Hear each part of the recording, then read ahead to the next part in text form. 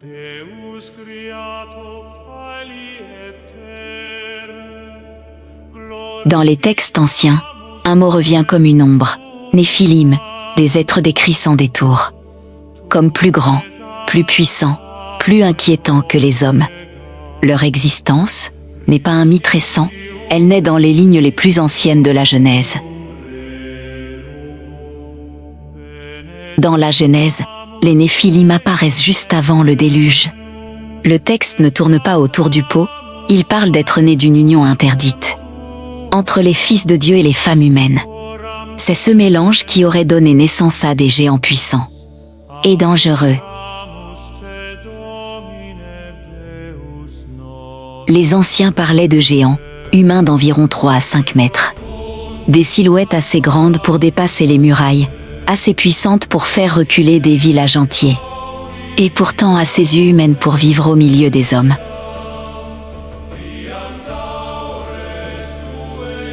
Les récits disent que ces géants n'étaient pas seulement grands, ils étaient nés d'être venus d'en haut.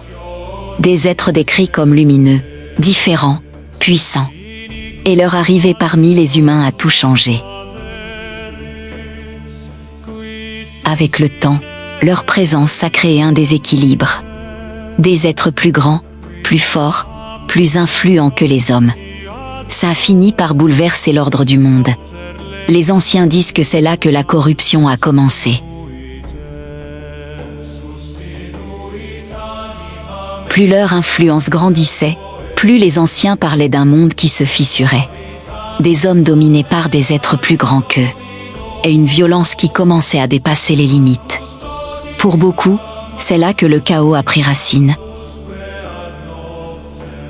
À mesure que la situation dégénérait, les anciens racontaient que certains de ces hommes démesurément grands prenaient ce qu'ils voulaient, les villages vivaient dans la peur.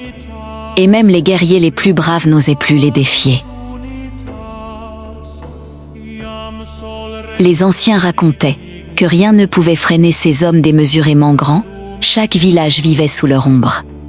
Et même les terres les plus éloignées parlaient de leur puissance.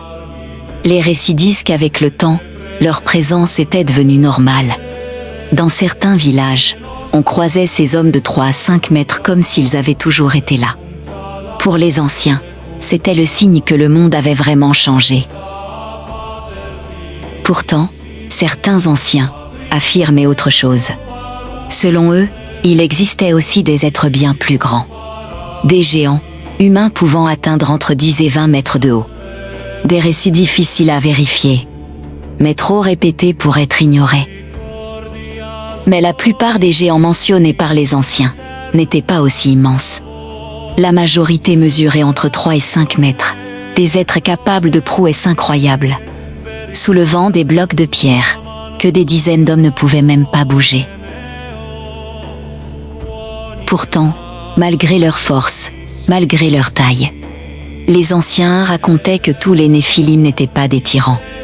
Certains vivaient parmi les hommes, aidaient aux travaux, participaient même à l'édification des villages, des êtres immenses, mais pas forcément hostiles.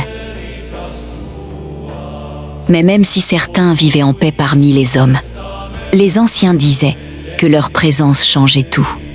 Leur force, leur taille, leur énergie, tout semblait décuplé chez eux.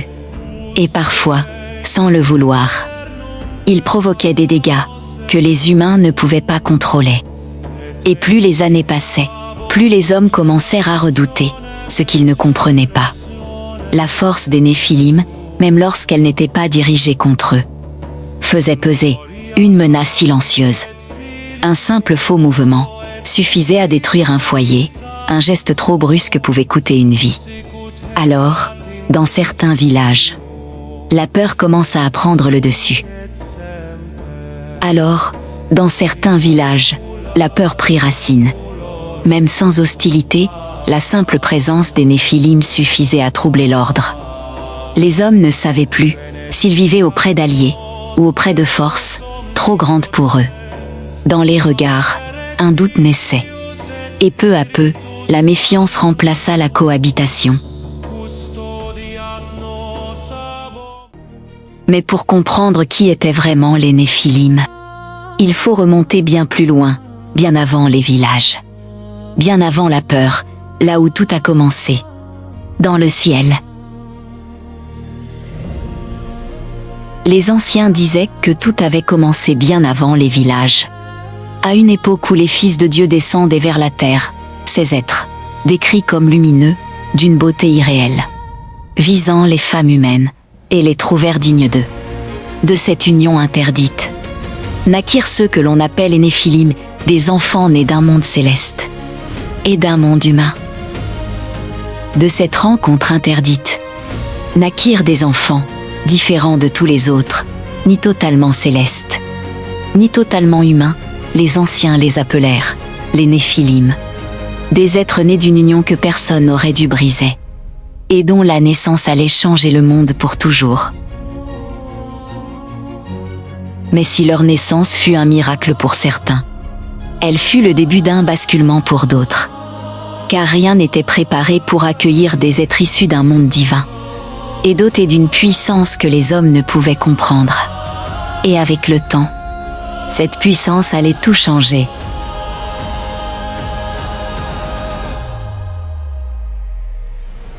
Au fil des générations, quelque chose changea. Les Néphilim, nés d'une union interdite, commencèrent à s'éloigner de ce qu'ils étaient au départ. Leur force devint orgueil. Leur présence devint domination, et dans les récits des anciens, on raconte que leur cœur, autrefois partagé entre deux mondes, commença lentement à se corrompre. Peu à peu, leur nature changea. La force qui faisait d'eux des protecteurs devint une arme, leur orgueil grandit, leur patience diminua, et les hommes, qu'ils voyaient autrefois comme des alliés, commencèrent à leur sembler faibles, fragiles, insignifiants, pour la première fois. Les Néphilim ne marchaient plus parmi les hommes, ils marchaient au-dessus d'eux. Avec le temps, leur violence ne fut plus un accident, mais une habitude. Ce qui n'était autrefois qu'un écart devint une manière de vivre. Ils se disputaient les territoires, exigeaient des offrandes, imposaient leur présence comme une loi. Et les hommes, impuissants, ne pouvaient que regarder leurs anciens protecteurs se transformer en tyrans. Mais la corruption ne s'arrêta pas là, ce qui changea vraiment, c'était leur cœur. Les Néphilim devinrent instables, imprévisibles, comme si une force intérieure les dévorait lentement. Certains développaient une soif de puissance insatiable. D'autres sombraient dans une fureur incontrôlable. Et même leurs frères ne reconnaissaient plus ce qu'ils étaient en train de devenir. Pour les humains, il n'y avait plus de repères. Un géant qui offrait sa protection un jour pouvait devenir une menace le lendemain. Le monde basculait dans quelque chose de nouveau, quelque chose de beaucoup plus sombre. À partir de là, quelque chose s'est brisé. On ne voyait plus des protecteurs, mais des êtres qu'on n'osait plus approcher. Les conversations se coupaient lorsqu'ils passaient. Les enfants se cachaient derrière les portes. Les adultes baissaient les yeux pour éviter leur regard. La vie semblait continuer, mais le cœur des hommes, lui, était déjà entré dans la peur. Alors, quand la peur devint trop lourde à porter, les humains n'eurent plus qu'un seul refuge. Dans les maisons sombres, dans les champs désertés, dans les villages où plus personne n'osait parler, leurs voix montèrent vers le ciel. Ils demandaient de l'aide, de la justice, ou simplement la fin de cette oppression. Et pour la première fois, le ciel sembla écouter. Et un jour, le ciel ne resta plus silencieux. Dans les hauteurs, une lumière se déploya, comme si quelque chose d'ancien venait de s'éveiller. Les hommes levèrent les yeux et virent que leur prière n'était pas perdue, du cœur des nuages. Des silhouettes descendirent, portées par une clarté que personne n'avait jamais vue, les archanges arrivaient. Et leur présence seule changeait déjà l'air du monde. Quand leurs pieds touchèrent enfin la terre, le monde sembla retenir son souffle, les archanges ne parlaient pas. Ils avançaient simplement, portés par une force que les humains n'avaient jamais connue. Là où ils passaient, l'air devenait plus léger, et la peur semblait reculer. Ce n'était pas une armée, c'était une présence, une réponse. Et pour la première fois, les humains sentirent que quelque chose venait vraiment changer.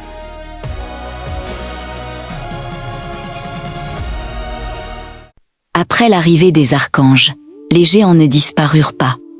Mais quelque chose changea, ils parlaient moins. Ils s'approchaient moins des villages, leur force était toujours là. Mais leur assurance, non.